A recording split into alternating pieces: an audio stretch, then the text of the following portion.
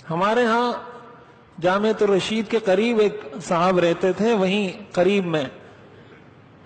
تو ان کو کینیڈا کی شہریت مل رہی تھی، لیکن ان کی یہاں بیٹی رہتی تھی، انہوں نے وہ شہریت اس لیے حاصل نہیں کی کہ بیٹی کی شادی کروانی ہے تو چلیں شادی کروا دوں گا۔ بہرحال وہ یہاں رہے، کینیڈا نہیں گئے، بیٹی کی شادی کروا دی۔ یہ گلستان جوہر میں ان کی رہائش تھی پہلے۔ ہوا ایسا کہ بیوی کے ساتھ ان کی کسی بات پر تو میں ہو گئی، کوئی لڑائی ہو گئی، بیوی نے شوہر کو گھر سے نکال دیا، اس شوہر کو اولاد اور والدین کے رشتے میں۔ تو انہوں نے بھی اپنے بچوں کو اسی طرح بھیجا ہوا تھا، ایک بچہ امریکہ میں، ایک لندن میں، ایک کہیں اور، ایک کہیں اور۔ بیوی نے گھر سے نکال دیا، یہ سڑک پر آ گئے، کوئی ان کے پاس ٹھکانہ نہیں۔ تو ہمارے جامعۃ الرشید کے پاس ہی ان کے بھائی کا ایک مکان تھا، ایک بنگلہ سا بنا ہوا تھا، وہ بھائی بھی امریکہ میں رہتا تھا۔ تو اس نے اس کو یہ کہا کہ آپ کو تو بیوی نے گھر سے نکال دیا، یہ میرا ایک مکان ہے، آپ اس کے اندر رہیں،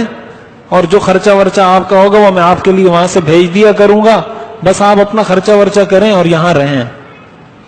اس بندے نے اس مکان میں اکیلے 20 سال گزارے ہیں، 20 سال اکیلے، اپنے لیے خود دودھ لاتا تھا، خود چائے پکاتا تھا، خود کھانا پکاتا تھا، خود کپڑے دھوتا تھا، خود برتن دھوتا تھا، اکیلے سوتا تھا، اکیلے آتا تھا، اکیلے جاتا تھا، بھائی اس کے لیے امریکہ سے پیسے بھیجتا تھا، اس سے اس کا سارا خرچہ چلتا تھا۔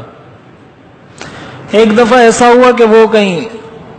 ظاہر 20 سال کے اندر وہ بالکل بوڑھا ہو گیا تھا، بالکل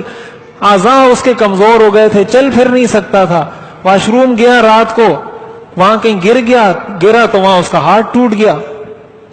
پوری رات واش روم میں وہ پڑا رہا اکیلا، کوئی اس کو اٹھانے والا نہیں تھا، اور بڑی مشکل سے کہیں کھسک کر، پتہ نہیں کسی طرح گھسٹ کر موبائل تک پہنچا ہے، کسی کو فون کیا ہے باہر، تو کسی نے آ کے دروازہ توڑا ہے تو اس کو جا کے اٹھایا، ہسپتال لے کر گئے تو اس کی پٹی وٹی پلستر جو بھی کروایا اس کو لے کر آئے۔ اس حال میں بھی ایک بچہ ڈاکٹر ہے امریکہ میں، ایک انجینئر ہے لندن میں، ایسے بچوں کو آگ لگانی ہے آپ نے، اس لیے پڑھاتے ہو بچوں کو، اس لیے لندن بھیجتے ہو، اس لیے امریکہ بھیجتے ہو، یہ مقصد ہے زندگی کا۔ اب وہ اسی ٹوٹے ہوئے ہاتھ کے ساتھ دودھ بھی لا رہا ہے، چائے بھی پکا رہا ہے، ہاتھ بھی اس کے کام پر ہیں، سارا کام وہ خود کر رہا ہے، کپڑے بھی خود دھو رہا ہے، اور کسی بیٹے کو اس بات کی فکر نہیں کہ میرا والد بیمار ہے، وہ اتنا سخت معذور ہو چکا ہے کہ میں ذرا آ کے اس کا حال احوال پوچھ لوں۔ چلتے چلاتے یہ ہوا، ایک رات اس کا انتقال ہو گیا، رات کو 3 دن اس کی لاش گھر میں پڑی رہی ہے، کسی کو پتہ نہیں تھا کہ یہ آدمی کہاں ہے کہاں نہیں ہے۔ 3 دن تک جب وہ آدمی نہیں نظر آیا تو آس پاس کے لوگوں نے پوچھا ہے کہ یار وہ آدمی اتنے دنوں سے نظر نہیں آ رہا، ذرا جا کے پتہ کرتے ہیں۔ جب دروازہ توڑا ہے تو اس کی لاش پڑی ہوئی تھی وہاں۔ اور آگے سنیں، یہ آج کل کی اولاد کی کہانیاں ہیں جن کو ہم پڑھاتے ہیں اور دین سے دور رکھتے ہیں۔ اب اس کے بچوں کو، جو اس کے بیٹے باہر تھے، ان کو فون کیا کہ بھائی تمہارے والد کا انتقال ہو گیا۔ وہ بیٹا امریکہ سے آیا، لندن سے آیا، اس کی لاش اٹھائی، ڈیفینس میں کہیں اس کا جنازہ پڑھایا، وہاں تدفین کر دی، اور اس کے چاچا کا جو مکان تھا اس کی چابی وغیرہ لے کر، سب کچھ لے کر واپس چلا گیا کہ یہ مکان تو ہمارا ہے اور یہ میرے چاچا نے ہم سے قبضہ کیا ہوا تھا، میرا والد اس میں رہتا تھا، اور وہ چابیاں لے کر امریکہ واپس۔ یہ حاصل وصول ہے، کمائی ہے ساری زندگی کی۔ تو جب ہم اپنے بچوں کو دین سے دور رکھیں گے نا،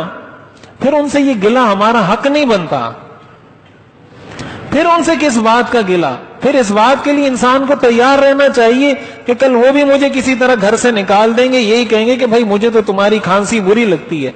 شریعت نے تو ہمیں یہ کلچر دیا ہے کہ جتنا والدین کی طبیعت میں چڑچڑا پن پیدا ہو، جتنا ان کی طبیعت میں نازک مزاجی پیدا ہو،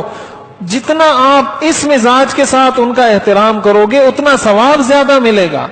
قرآن نے تو ہمیں یہ کہا ہے فَلَا تَقُلْ لَهُمَا اُفٍّ، یہ قرآن کے الفاظ ہیں کہ ان کو اف نہ کہو۔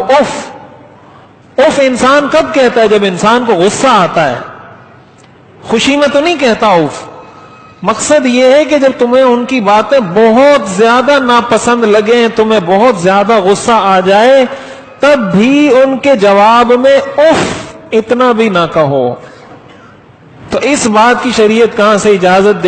دیتی ہے کہ وہ اپنے والد کے سامنے کھڑا ہو جائے یا یہ کہے کہ آپ ہمیں تنگ کرتے ہیں یا یہ کرتے ہیں یا وہ کرتے ہیں؟ یہ کلچر تو اسلام نے دیا ہے، یہ تہذیب تو اسلام نے دی ہے، لیکن جب ہم اپنے بچوں کو اسلامی تہذیب سکھائیں گے ہی نہیں،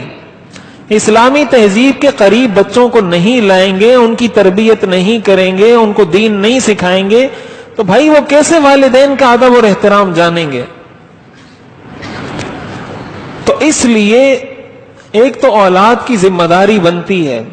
یہ بہت بڑی ذمہ داری، اور ظاہر ہے یہ اولاد جس طرح انہوں نے اپنے والد کے ساتھ کیا ہے ان کے ساتھ یہی ہونا ہے، یہ بات یاد رکھنی چاہیے۔ جس نے اپنے والدین کے ساتھ یہ کیا ہے وہ خوشحال زندگی گزار دے، ایسا ہو نہیں سکتا، یہ اللہ کا قانون ہے، اللہ کا قانون تبدیل نہیں ہوتا، وہ خوشحال زندگی نہیں گزار سکتے۔ تو اگر کسی اور مقصد کے لیے نہیں، اپنی زندگی سنوارنے کے لیے ہی انسان والدین کا ادب اور احترام کرے۔ شریعت کی نظر میں تو ایک عام بوڑھے کی اتنی اہمیت ہے، ایک عام بوڑھے کا اتنا احترام ہے۔ حدیث شریف کے اندر آتا ہے ان من اجلال الرب اکرام ذی الشیب المسلم، کہ اللہ تعالی کے تعظیم میں یہ بات داخل ہے کسی سفید بال والے کا احترام کرنا۔ یعنی اگر کوئی کسی سفید بالوں والے بزرگ کا احترام کرتا ہے، اس کے احترام میں کھڑا ہو جاتا ہے، اس کو سیٹ دے دیتا ہے، اس کو بیٹھنے کی جگہ دے دیتا ہے، اللہ تعالیٰ فرماتے ہیں یہ ایسا ہے گویا اس نے میری تعظیم کی، اس نے میرا احترام کیا، یہ اس کے لیے نہیں میرے لیے کھڑا ہوا ہے۔ حدیث شریف میں تو ہمیں یہ بتایا ایک عام بزرگ، ایک عام سفید بالوں والے کے بارے میں۔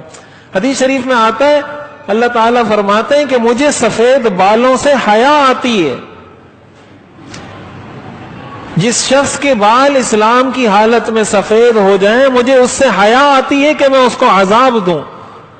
یہ ایک مشہور واقعہ ہے، آپ نے سنا ہوگا کہ ایک شخص کا انتقال ہوا تو اس نے اپنی اولاد کو یہ نصیحت کی تھی کہ میری داڑھی پر آٹا لگا کے مجھے دفن کرنا، اس لیے کہ جب اللہ مجھ سے پوچھے گا تو میں کہوں گا کہ میرے بال تو سفید نہیں ہوئے تھے، لیکن آپ نے کہا تھا کہ جس کے بالوں میں سفیدی ہو مجھے اس سے حیا آتی ہے، تو میں نے مصنوعی سفیدی لگائی ہے، اس کی برکت سے یا اللہ مجھے معاف کر دے۔ تو اللہ تعالیٰ نے اس کی برکت سے اس کو معاف کر دیا۔ تو جس کے حقیقی معنوں میں اسلام کی حالت میں بال سفید ہو جائیں، جس کے بارے میں اللہ یہ فرماتے ہیں کہ مجھے اس سے حیا آتی ہے، تو کیا ایک عام مسلمان کو اس سے حیا نہیں آتی؟ پھر جب وہ سفید بالوں والا آپ کا والد یا آپ کی والدہ ہو، اس کا احترام کرنا، اس کی خدمت کرنا، اس کو خوش کرنا، اس کی مرضی کے مطابق زندگی گزارنا، یہ کتنے بڑے ثواب کا کام ہوگا۔